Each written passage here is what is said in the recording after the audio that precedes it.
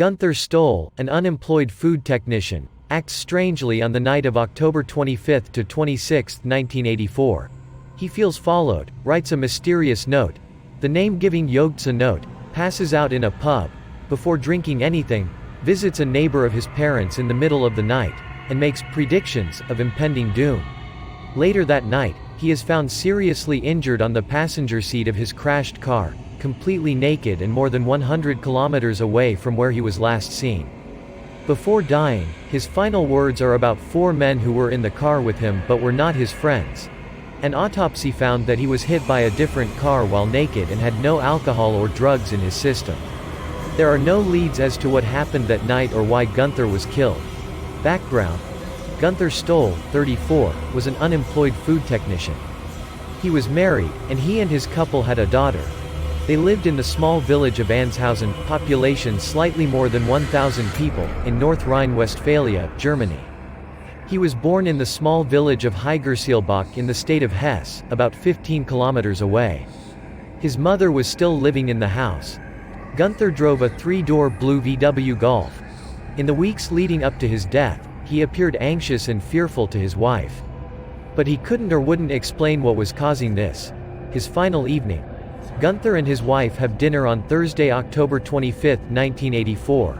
Between 8 and 9 p.m., he mentions that everyone is against him and that they want to harm him during the meal. As before, he is unable or unwilling to elaborate on who they are. He exclaims shortly before 11 p.m. that he is now seeing, "Nun get mir ein Licht auf."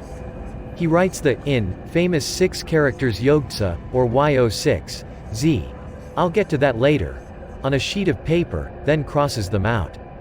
He leaves away from the sheet of paper and tells his wife he's going to the pub for a beer. He arrives at the pub, Papillion, in the neighboring village Wilnsdorf, which is only about 5 kilometers from his house, a few minutes later. He is a frequent customer who is well known among those present. He places an order for a beer. He loses consciousness for a brief moment and falls from his chair before the beer is served. He sustains a minor facial injury but recovers almost back. When asked if he is drunk, he responds that he has not consumed any alcohol. He leaves out of the pub without drinking his beer and drives away in his car. He rings the bell of Erna Helfitz. This appears to be a pseudonym made up by police to protect the natural person's identity, an older woman in Hinterkaifeck. In this village, he was raised. About 2 hours later, around 1 a.m. his mother and brother are still alive. Hinterkaifeck is only 10 kilometers from the pub, and it's unclear what he did in the 2 hours between sightings. Since he was a couple, he has known the woman, and she lives just a few houses away from his mother. Erna only opens a first-floor window and speaks with Gunther from there because it is the middle of the night. He wants to come in and talk to her about something, and he predicts that something terrible will happen this night. Because it is the middle of the night, she declines. She suggests he seek help from his mother if he is experiencing difficulties. He answers that she will not comprehend. Erna then suggests that he drive home to his wife, which he agrees to and leaves. We skip 2 hours again and travel 100 kilometers north on Highway A45. Holger Meffert, a truck driver, is driving his truck from Frankfurt to Dortmund. He notices a blue VW Golf in a trench beside the highway shortly before the exit, Hagen Sud. He also notices a man in light-colored clothing standing outside the car. He appears to have been injured and is bleeding on his right arm. He stops to a halt to help. He stops at a halt around 200 meters after the crashed car because he must slow down first. He calls for assistance before returning to the crash because he is near an emergency call box. Meanwhile, a second truck driver, Georg Kanzler, notices the accident and comes to a halt. He will later state to have seen an injured man outside of the car. When they arrive at the wrecked Golf, they cannot locate the person they saw walking around the car. However, they find the naked and severely injured, almost amputated arm, etc. Gunther Stoll in the passenger seat of his car. When they ask him where the other person went, he says 4 men were in the car. It's unclear if this includes him. Also, because the Golf was a 3-door vehicle, all passengers from the back seat would have to exit through the driver's door. Finally, the men were not his friends. He then loses consciousness and dies while on his way to the hospital. Investigation. An autopsy revealed that Gunther was injured when he was driven by a car. Not his car, but a different one. It was also determined that this did not happen in the exact location where he and his car were eventually found. The oddest thing was driven during the autopsy. He was already naked when hit by a car. Blood tests revealed that he had no alcohol in his system and was not influenced by drugs. The keys to Gunther's car were found on the back shelf. Gunther's shoes were found in the driver's seat footwell. His clothes were either not found at all or were found in the back seat. Sources disagree on this one. According to one source, the Gulf accident was staged by pushing the car off the highway by hand, which I do not believe when I see the pictures of how far the car went into the bushes, because the police had no idea where the original crime scene was. They concentrated on Gunther. They found 2 leads that ultimately did not lead anywhere. Gunther visited the Netherlands several times that year. It appears that he had contact with some drugs while he was there. Although there was no evidence that Gunther had anything to do with drugs, it was an investigative lead. The police never mentioned it again, so it appears that this was a dead end. The other lead is the famous note he scribbled and crossed out before leaving his wife. A. Read a note to his wife that said, YOG'TZE or YOG'TZE. And herein lies the main issue I have with this note. Except for his wife, no one has ever seen the note. She'd already thrown it away, and when she remembered it, it was gone forever. As a result, it's possible that she misremembered or misread the note. She stated explicitly that she was unsure whether the third character was a G or a 6. Could there be any more ambiguous characters?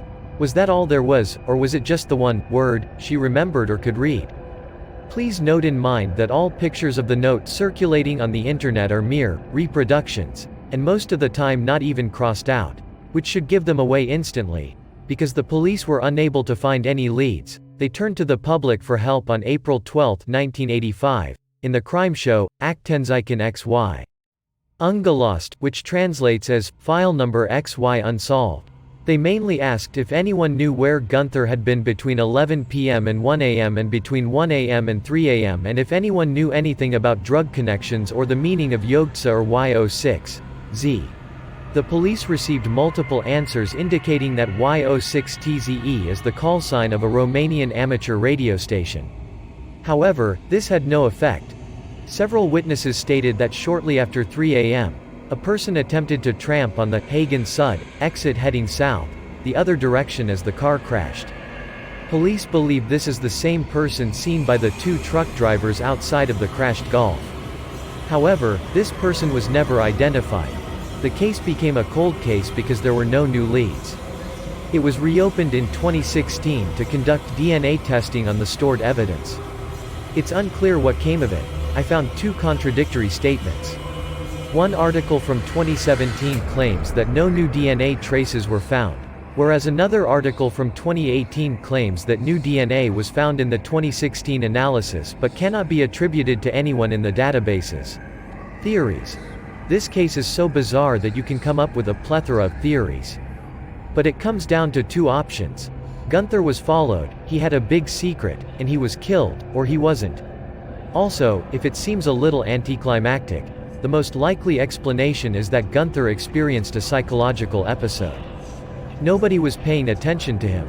The YOG'TZE was nothing more than a meaningless scribble. After the pub, he drove around aimlessly until he arrived in his hometown. He had no idea what he was talking about. After that, he drove around aimlessly until he came to a stop and undressed.